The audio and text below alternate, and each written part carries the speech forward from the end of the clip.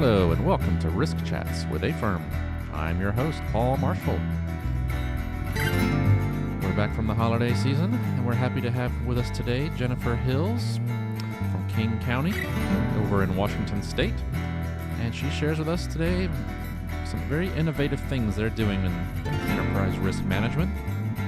And I think it's very interesting for us federal folks to hear from a state and local perspective. So sit back and enjoy, and welcome Jennifer to the podcast. Hello, and welcome to the podcast. I'm very happy today to have Jennifer Hills joining us from King County. Hello, Jennifer. Hello, Paul. Thanks for having me. Well, thanks for joining us all the way from Washington. So let's start off, if you don't mind, just giving our audience, just kind of introduce yourself and the role that you play over at King County. Yeah, I am the director of the Office of Risk Management for King County. We are a large county located, as you said, in Washington. Seattle is the county seat. We stretch from the Puget Sound to the foothills of the Cascade Mountains. We serve a population of about 2.2 million residents, and we have about 15,000 employees providing regional government services. And I am the manager of the Risk Management Office for the entire government enterprise. Well, that's great. Well, why don't you give us a little bit of the history of King County? So, AFERM, obviously in our name, we're the federal community of risk management, and you're with a county. So I'd love to hear, a little bit of the history of your ERM program and why King County decided to start one. Well, unfortunately, as is often the case in the risk management profession, significant loss prompts change. And that is what precipitated our enterprise risk management program. So in 2010 and 2011, we had three significant losses that totaled over $26 million in payments. We had an operating room nurse who was on her way to work riding her motor scooter. At the same time, a King County service supervisor was driving a large van. He was on his way to assist a county bus that was disabled and blocking traffic. He stopped at an intersection and then proceeded out into the roadway, but didn't see her on her Vespa, struck her, and she had significant and permanent injuries. And that same year, we had a young middle school student who was swimming and rafting on the Cedar River, one of the rivers in King County. It was the first day of summer vacation, and she became trapped underwater and was submerged for several minutes. And she survived, but had significant brain injury. And the county had recently completed a riverbank stabilization project, and it's possible the young swimmer may have become trapped in the large woody debris and the rocks that the county used to support the riverbank. And then the third large loss had to do with our police department. Our sheriff's deputies were called to a bar fight, and a suspect had significantly injured two patrons with a broken bottle. So when our deputies arrived at the scene, an eyewitness identified the suspect. So they called out to him and wanted to talk to him. He ran, so they initiated a foot chase. And when they caught up to him, they used a destabilization technique to get him onto the ground so they could make their arrest. And he hit his head on the concrete and suffered significant head injury. And as it turns out, it was a case of mistaken identity, and he was not the person involved in the bar fight. So these were just unprecedented losses for King County with large settlement payments, and they resulted in a significantly higher self-insured retention, or essentially the deductible, or the amount of loss King County pays before insurance responds to the loss.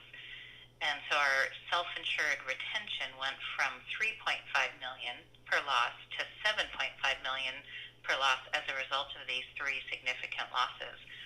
And then at the same time, our council auditor decided to audit the Office of Risk Management, do an annual performance audit. And to our auditor's credit, they researched enterprise risk management and made a recommendation that our office was using more of a traditional strategy for managing operational risks, and we really needed to focus on broader categories of risk, like strategic risk and reputational risk, and take a more comprehensive countywide approach to risk management.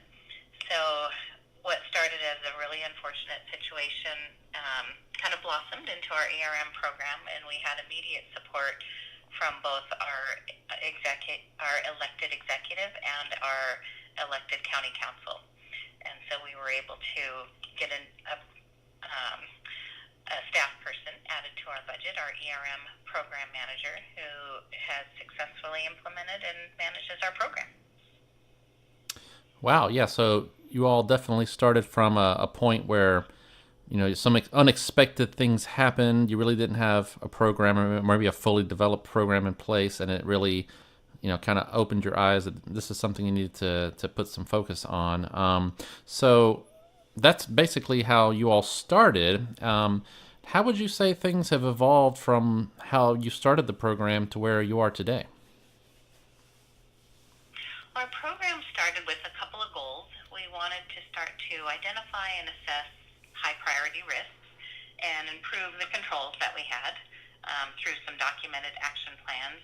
And we wanted to increase the level of risk awareness and risk ownership at all levels of the county to start to support strategic planning and decision making with an ERM approach. I would say prior to implementing enterprise risk management, the risk management office was often seen as the risk owner, and we wanted to shift that focus to the business units. We want to consult with them, advise them, but they are truly the risk owner, and we wanted them to be making risk-aware decisions. And we also wanted the ERM program to support our executive's vision. It was really important to us to align the ERM program to his vision. And the county is really guided by 4 priority areas. We have a commitment to equity and social justice. We are striving to be a best-run government through customer-focused continuous improvement. We are improving our regional mobility, trying to deliver safe, reliable transportation networks. And then we're confronting the impacts of climate change. So we're using those 4 priority areas to kind of as a lens through which we look at the risks facing the county as a whole. And the most important thing I think we did from the beginning was to create our enterprise risk register. And this was started as our roadmap for ERM. We were really used to managing risks within silos in the county, but we didn't have a list of the priority risks facing King County as a whole.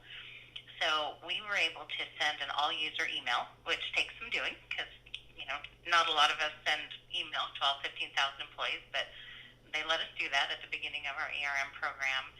And we asked some open-ended questions of all county staff, such as, what do you spend the most time managing? What risk is the most important to you? What do you wish you had more time or money or resources to manage? What's the main reason you are unable to devote time or money or resources to managing risks? And then we asked them to name their 3 most important risk issues facing the county. And we were pretty surprised at what we got back. And as I mentioned, we were used to kind of managing operational risks, but we were really trying to expand it to other types of risk. And the number 1 risk identified by county staff was inadequate succession planning. And we have a very high percentage of employees who are eligible to retire right now. It's about 52%. So when we look out 5 years, that high percentage really becomes a tidal wave, the so-called silver tsunami. It's a huge group of people who are going to retire and take their institutional knowledge with them. But we decided to look at this risk as also an opportunity. It's an opportunity to redefine who we are, an opportunity to hire with more diversity so we can reflect the community we serve. And it places this risk and opportunity on the risk profile, so it becomes a priority risk on par with other more traditional operational risks. We also formed a risk management enterprise-wide kind of risk management committee. We call it the ERM work group, and they convene quarterly. And the group is made up of a representative from every large department. And they get together to validate our risk register, make sure we are focused as a county on the most important risks. And then they look at new losses, follow up on prior losses, talk about emerging risk trends. They track risk reviews and making sure we're making progress towards our ERM roadmap. Wow. So now, kind of brings up another question you're speaking to different levels, staff, management, of course. And when you were kind of putting those risk registers together, the first ones, was there anything that jumped out of you that kind of surprised you to say, management seems to think these are the risks, but when you talk to the full spectrum across the county, these are the risks that really they should be thinking about? Initially, what was a real focus for people was some of our financial constraints. We have some voter-passed initiatives in Washington State that only allow property taxes to grow at 1%, regardless of sort of the cost of doing business. And so many people pointed that out as a risk, but we decided it's not really a risk, it's more of an operating condition. So we set that one aside, and we were really pleased to see some climate-related risks pointed out, the risk of flooding, the risk of wildfires, earthquakes, and so we engaged our climate action folks in the executive's office. But we were really pleased that while the risk management office had traditionally focused on more operational risks, what came back to us in this survey were just a broad spectrum of all kinds of risk facing the county. So we had kind of a nice start from the beginning. Right, that's good. Yeah, because I would assume if you're just kind of focusing on management, they're going to give you this, budgets and this and that. But when you go across the board, you see folks in operations out there, these are the programs, these are things that could impact. So, get a much bigger perspective.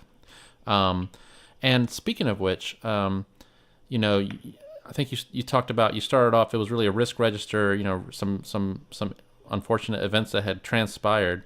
But it sounds like you've started to think about pushing things towards not just risk mitigation, but what are some value generating activities that your program could provide? Could you speak to that?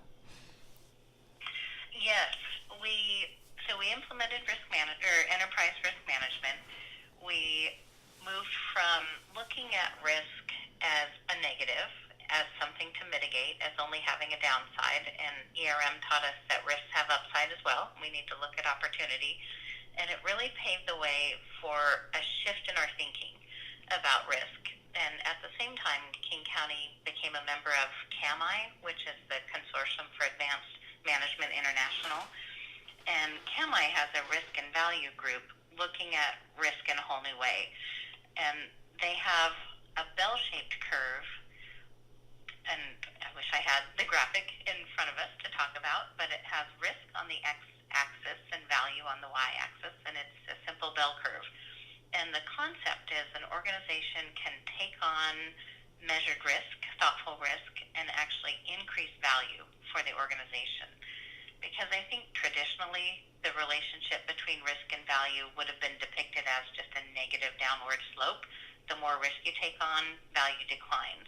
At least, especially in government, we're very risk averse, and we're not used to taking on risk for the value that you can create.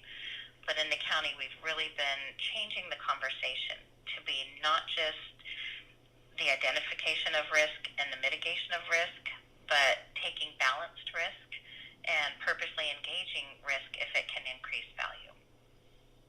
Yeah. So, do you have any examples of, where you guys have actually trying to move from just a negative risk aspects to actually taking advantage of certain opportunities? We do. So one example comes from our public health department. And for decades, public health has offered internships to college students from various medical fields. These college students are interested in an internship, in a medical internship, and many of them would come to King County Public Health. And our contract required the educational institution to indemnify King County for any negligent acts that the student interns may cause. And so four-year universities would agree to this indemnification language, but two-year community colleges were not able to agree to that language. So for years, we were only accepting students from four-year universities into our public health medical internships. Well, then we started realigning our risk management focus with the executive's priorities, and I mentioned we have an equity and social justice priority. So we looked at the demographics of students who attend four-year universities and students in two-year programs through this equity lens.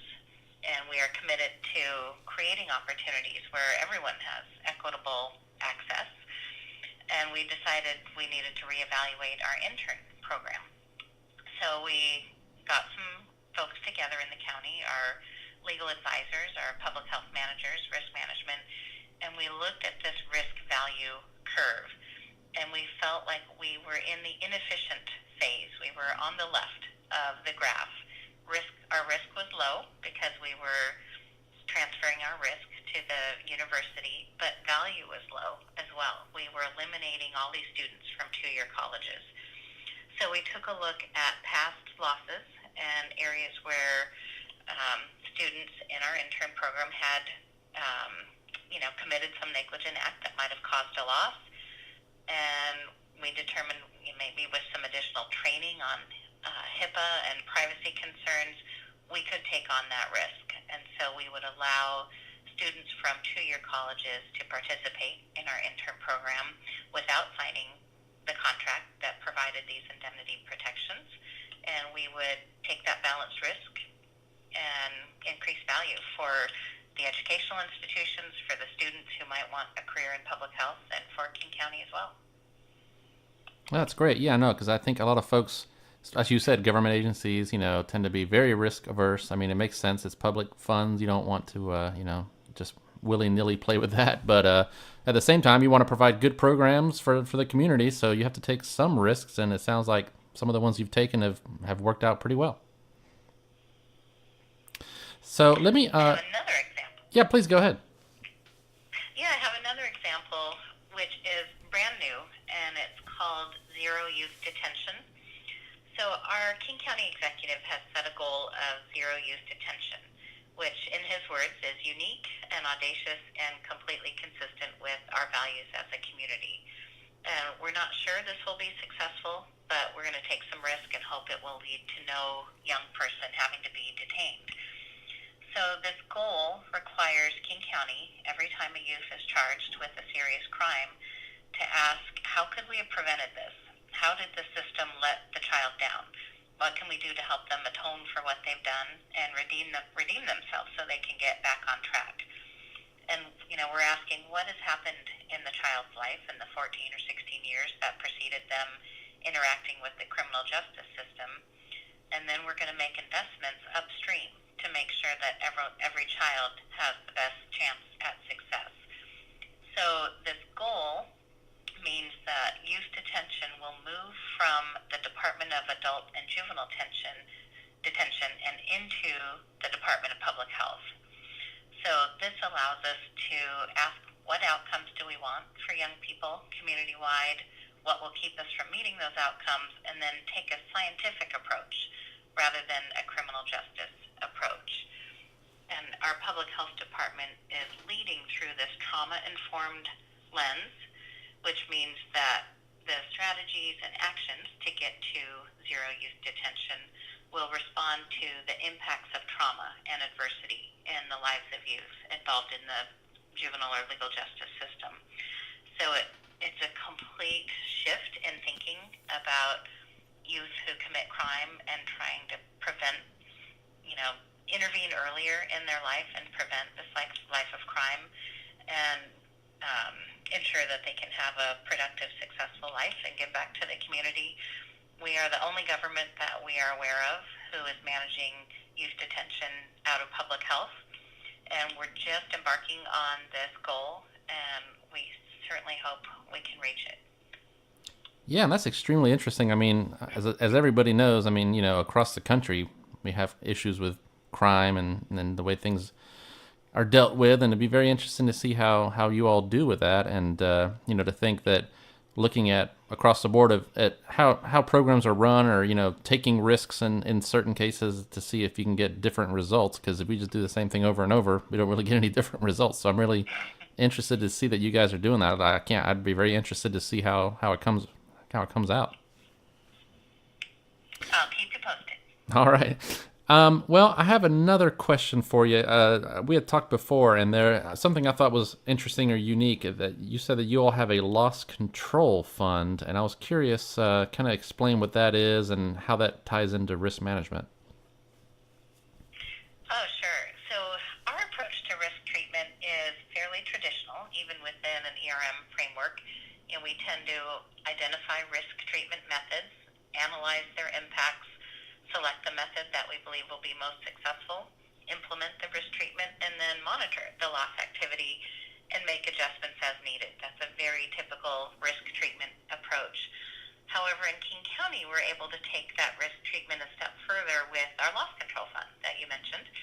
The fund was established in 1999 by our county council. They were ahead of their time in putting a fund together so that risk management could dedicate some resources to assisting departments with loss prevention. The fund in '99 started at $35,000 per year, and it's now $1 million per year. It's funded in our budget by our county council.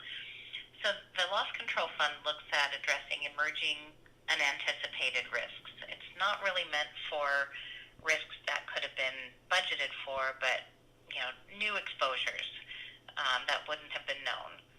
And so we have some really fun examples of investments we've made recently. We recently funded a technology investment that won a digital transformation award. So our wastewater treatment division partnered with Microsoft and a local tech startup called Tactile to launch a mixed reality device that trains our wastewater treatment operators, and they use this virtual reality device to check inspection points and mark tasks as completed. So there's a virtual model of the wastewater treatment plant that is connected to a feed of live data. And then the operators wear these mixed reality goggles and run through their tasks and their inspection checklist, and they get training using this virtual and augmented reality headset. It's fascinating. It's proving quite successful and just won an award. So we were able to fund that early on to make this technology available, and our department took it from there and has, done wonders. Another really exciting investment for us was the RADAR program, and RADAR stands for Response, Awareness, De-escalation, and Referral. And this was a partnership with the King County Sheriff's Office, and we were able to provide loss control funding so they could start the program, and their program became a success, and so they applied for more grant funding through the U.S. Department of Justice Smart Policing Initiative, which they received, and they are also receiving research assistance from George Mason University. So RADAR is an effort to address the rights and needs of individuals with behavioral health issues or developmental disabilities, and to decrease the use of force incidents between police and individuals who may have developmental disabilities or behavioral health issues. So they use a community policing sort of framework and strategy, and they build relationships between the police and the populations they serve before the crisis. So it's a completely voluntary program. It's a resource for families who have a loved one who may have some behavioral health issues or developmental disabilities, and they may be concerned about a possible police encounter. So they collaborate ahead of time with our police officers, with mental health professionals and first responders, and they talk about maybe de-escalation techniques or words that they can use that might kind of solve a situation, and then also trigger words or actions to avoid that might escalate the situation.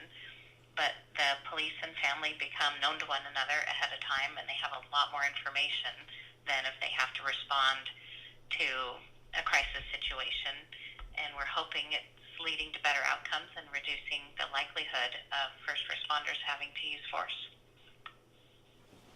Wow, yeah, no, that's very interesting. I love how you guys have a separate fund set aside for kind of innovative ideas and things that could address bigger issues like that. So no, that's a great example for others out there. Well, you know what? Let's. I have one more question for you as we kind of come to a close here. A little impromptu, but I was just curious. What advice would you give a risk program manager or CRO out there that wants to kind of move in a direction of more risk taking, or sort of some of these innovative approaches that you all have taken, not necessarily just being risk averse on every point, but turning things around a little bit to the more of an opportunity. What would you recommend? Well, what we have found is we're fortunate in that we have an elected leader who is constantly telling King County he wants us to take more risk. And county decision makers and leaders are trying to rise to that challenge, but they don't know how much risk to take and what kind of risk to take. And so what we have found really helpful just recently is the development of risk appetite statements. And we are working with our executive's office to develop some risk appetite statements along several key risk categories, such as strategy, finance, reputation, equity, workforce, safety. And we actually look to USAID. They have an excellent example of risk appetite framework and statements on their website. But we're trying to get our executive's office to define how much risk they're comfortable taking in those key risk categories, and then we're developing specific risk appetite statements that will cascade down throughout the organization. And so then when we're evaluating a new program or initiative and we're looking at our risk value curve and we're saying, where are we now? We're pretty risk averse. Where do we want to be? We want to be more risk optimized. And what permission do we have to take risk? How much risk can we take? What is the executive set as our guardrail? And those frameworks can really help get you there. Once you've taken into account your organization's capacity for risk and tolerance for risk, and you have some top-down risk appetite statements, then you have something to work with, and you can start moving from a risk-averse government to one that takes balanced risks. Well, that's great advice. I saw that AID risk appetite out there on the web too. I'm trying to get a hold of them and get them on the podcast too. I'd love to talk to them. So, well, Jennifer, thanks again for joining us, and really appreciate it. And I was very happy to get some county, state, and local kind of perspective on this, and a lot of the risks you guys are taking for the good, for the better. So, thanks again for joining us. I appreciate it very much. Thank you very much, Paul. It was my pleasure. Well, that's our show. Thanks again for tuning in. Looking forward to a great 2019 full of podcasts and enterprise risk management innovations. Check us out on our website, AFERM.org. You can find all our podcasts and give us some feedback. Let us know who you'd like to hear on the show. And until next time, this is Paul Marshall signing off for Risk Chats with AFERM.